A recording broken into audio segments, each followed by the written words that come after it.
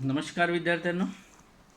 आज सचिवाची कार्यपद्धती या विषयातील भांडवल आवश्यकता कॅपिटल रिक्वायरमेंट या विषयी आपण माहिती बघूया. आता कॅपिटल रिक्वायरमेंट भांडवलाची आवश्यकता कशासाठी भांडवलाची आवश्यकता आहे की जेव्हा उद्योजक एखाद्या व्यावसायिक प्रकल्पाची कल्पना करतो तेव्हा तो त्या कल्पनेच्या व्यावसायिक शक्यतांचा शोध घेऊ लागतो. मग आता प्रकल्पाच्या आवश्यकतेविषयी समाधानकारक उत्तर मिळाल्यावर तो प्रकल्प उभारणीसाठी पावले उचलतो. पहिले पाऊल खूप महत्त्वाचे पाऊल आहे, म्हणजेच व्यवसाय चालवण्यासाठी किती भांडवल आवश्यक आहे व कोणत्या स्वरूपात आवश्यक आहे याचा निर्णय अत्यंत काळजीपूर्वक घेणे त्याला आवश्यक आहे. आर्थिक नियोजनाचा मसुदा तयार करताना सध्या स्थितीत तसेच भविष्यातील परिस्थितीचा विचार करावा लागतो आणि म्हणून भांडवलाच्या आवश्यकतेचे प्रमाण ठरवताना उद्योजकाला स्थिर भांडवल व खेळते भांडवल याची आवश्यकता त्याला विचारात घ्यावी लागते. तर हे स्थिर भांडवल म्हणजे काय? म्हणजे स्थिर भांडवल आणि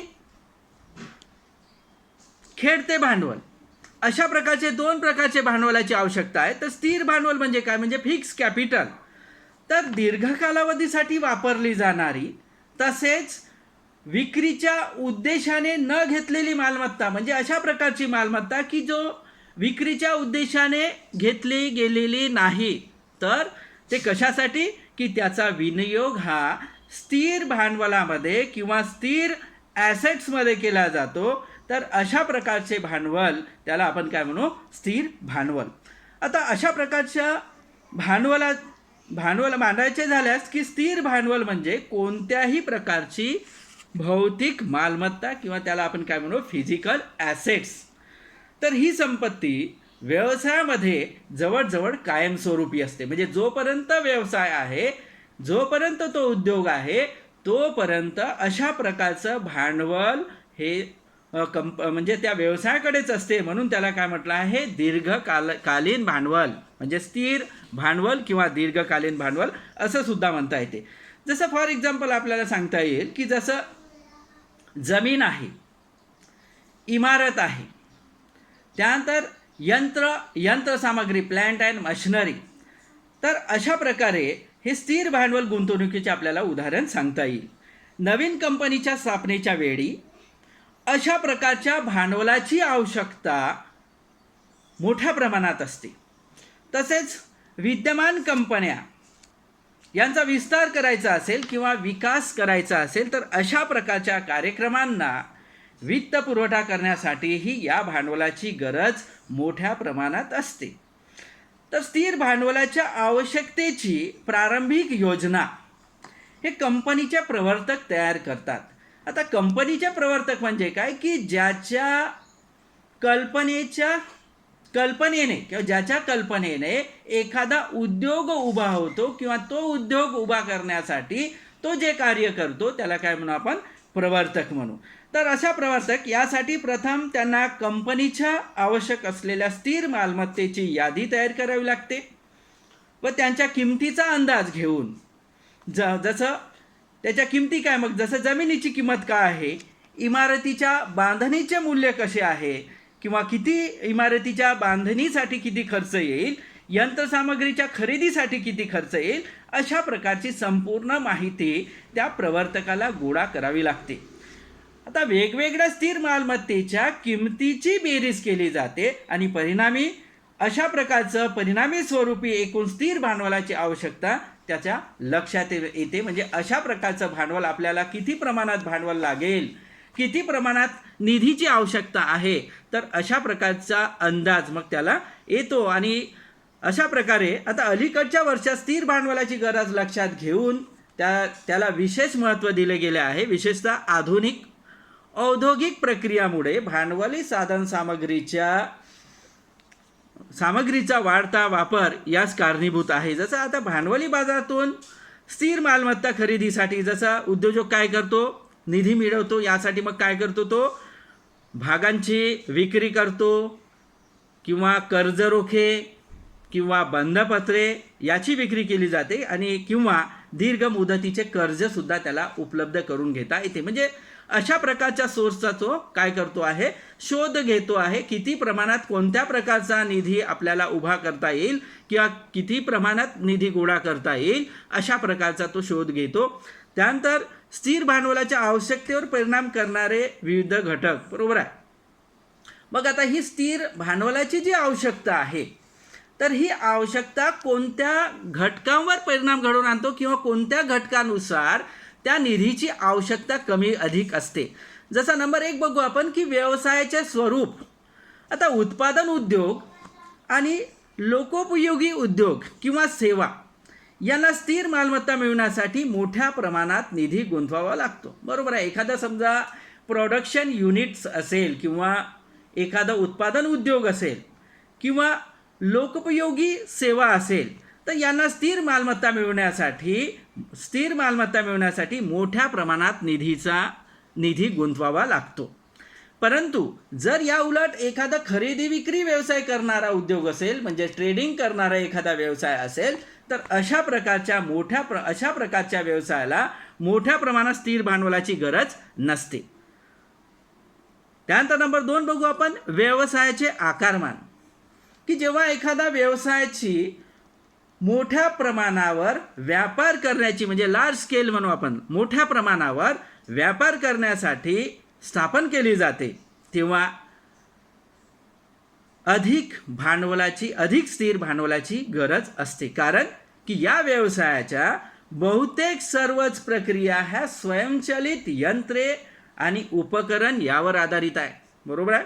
की अशा प्रकारच्या उद्योगाला मोठ्या प्रमाणात मोठमोठी स्वयंचलित यंत्रे खरेदी करावी लागेल, उपकरणे खरेदी करावी लागेल आणि म्हणून अशा प्रकारच्या उद्योगाला मोठ्या प्रमाणात स्थिर भांडवलाची आवश्यकता राहील. म्हणजे व्यवसायाची व्याप्ती हा सुद्धा घटक त्यावर परिणाम करणारा आहे.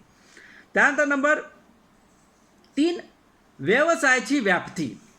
तर एखादा व्यावसायिक संस्था की जेव्हा उत्पादन व वितरण अशा संपूर्ण कार्यासाठी स्थापन केली जाते तेव्हा अधिक प्रमाणात स्थिर भांडवलाची आवश्यकता असते. म्हणजे एखादा व्यवसाय संस्था आहे की त्या जेव्हा म्हणजे अशा प्रकारची संस्था की जर उत्पादन व वितरण अशा संपूर्ण कार्यासाठी स्थापन केली असेल म्हणजे उत्पादन करायचं आणि त्याचं वितरण करायचं हे एकाच उद्योगाकडे किंवा एकाच कंपनीकडे असेल तर अशा प्रकारच्या उद्योगाला मोठ्या प्रमाणात किंवा अधिक प्रमाणात स्थिर भांडवलाची आवश्यकता असते.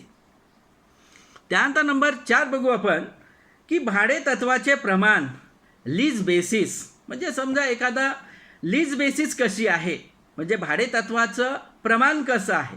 जर उद्योगाने भाडेपट्टीच्या तत्वावर मालमत्ता संपादन करण्याचा निर्णय घेतला असेल तर व्यवसायात कमी प्रमाणावर निधीची आवश्यकता भासते, बरोबर आहे. एखादा समजा भाडे तत्वावर एखादी मालमत्ता घेतली असेल तर साहजिकच आहे अशा प्रकारच्या उद्योगांना कमी प्रमाणात स्थिर भांडवलाची आवश्यकता भासते. त्यानंतर नेक्स्ट पाहू आपण उपकरणाची व्यवस्था, सब कॉन्ट्रॅक्ट.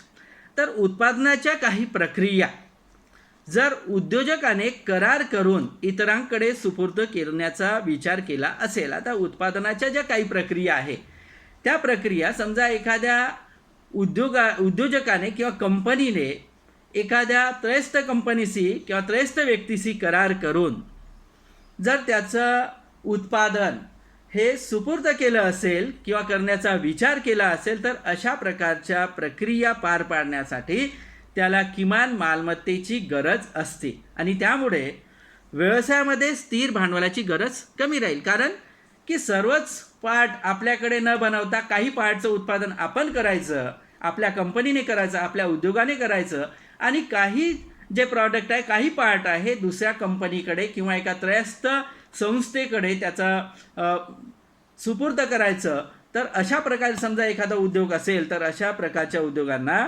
याला व्यवसायामधला स्थिर भांडवलाची गरज ही कमी भासते. त्यानंतर जुन्या मालमत्तेचे संपादन. आता जुने यंत्रसंच किंवा जुनी साधन सामग्री कमी किमतीत उपलब्ध होत असेल तर स्थिर मालमत्तेमध्ये आवश्यक असलेली गुंतवणूक ही किमान पातळीवर केली जाते.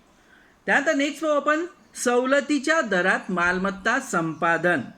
आता प्रादेशिक पातळीवर औद्योगिक विकासाला चालना देण्यासाठी सरकार सवलतीच्या दरात जमीन व बांधकाम साहित्य देऊ शकते. जसं आपण त्याला काय म्हणू, आपण सबसिडी म्हणू. तर यंत्रसंच व साधनसामग्री ही हप्त्याच्या आधारावर उपलब्ध करून दिली असेल तर अशा सुविधामुळे स्थिर मालमत्तेची आवश्यकता कमी भासते. त्यानंतर नेक्स्ट पाहू आपण अर्थव्यवस्थेचा कल. आता कंपनीचा भविष्यकाळ उज्ज्वल असण्याची अपेक्षा असेल, आता कंपनी भविष्यामध्ये यशस्वी होणार असेल किंवा भविष्य उज्ज्वल असेल आणि अशी अपेक्षा असेल तर सर्व प्रकारच्या व्यावसायिक विस्तारासाठी अशा प्रकारे मोठ्या प्रमाणात भांडवल म्हणजे भांडवलाचा जो प्रश्न आहे तो भांडवलाचा प्रश्न मिटेल. तर अशा परिस्थितीत मोठ्या प्रमाणात निधी स्थिर मालमत्तेमध्ये गुंतवला जातो आणि त्यामुळे भविष्यात त्याचा फायदा मिळायला मदत होते. त्यानंतर लोकसंख्येचा कल. बघा की लोकसंख्या उच्च दराने वाढत असतील, बरोबर आहे काय, प्रत्येक जी मागणी असते वस्तूची मागणी ही लोकसंख्येवर अवलंबून असते. लोकसंख्या उच्च दराने वाढत असेल किंवा उच्च दराने वाढत असताना काही उत्पादक किंवा काही व्यवसाय वाढीसाठी ही चांगली संधी आहे असं समजतात, बरोबर आहे.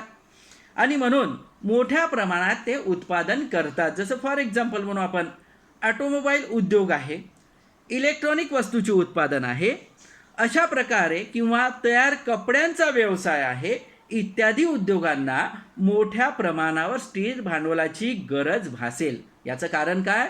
कारण वाढती लोकसंख्या, या उद्योगांनी देशातील वाढती लोकसंख्या लक्षात घेतली आणि वाढती लोकसंख्या असेल त्यामुळे मागणीसुद्धा मोठ्या प्रमाणात राहील अशी त्यांची आशा आहे. आणि अशी आशा असताना त्यांनी काय केलं, मग मोठ्या प्रमाणात उत्पादन केलं किंवा मोठ्या प्रमाणात उत्पादन करण्यास सुरुवात केली आणि त्यामुळे अशा उद्योगांना मोठ्या प्रमाणात स्थिर भांडवलाची गरज भासेल.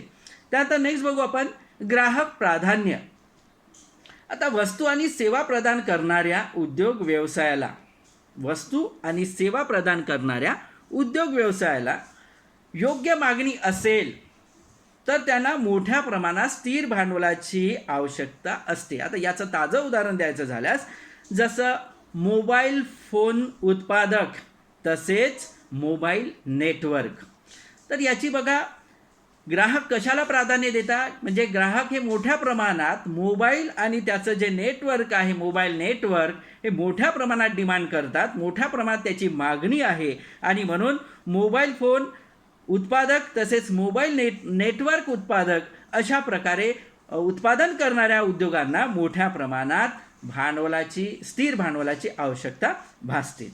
त्यानंतर लास्ट मुद्दा बघू आपण की स्पर्धात्मक घटक.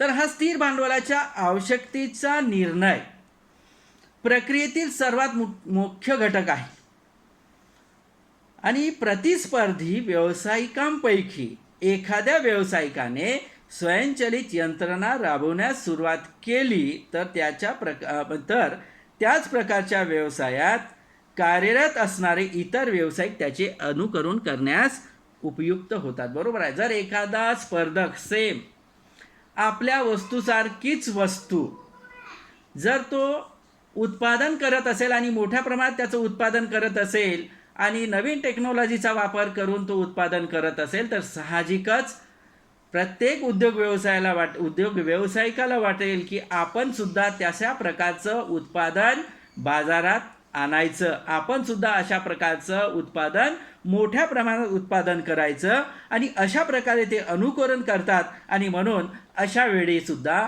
स्पर्धात्मक घटक असल्यामुळे अशा वेळी सुद्धा मोठ्या प्रमाणात स्थिर भांडवलाची आवश्यकता भासेल. तर अशा प्रकारे आपण स्थिर भांडवलाच्या आवश्यकतेचे परिणाम करणारे विविध घटक बघितले.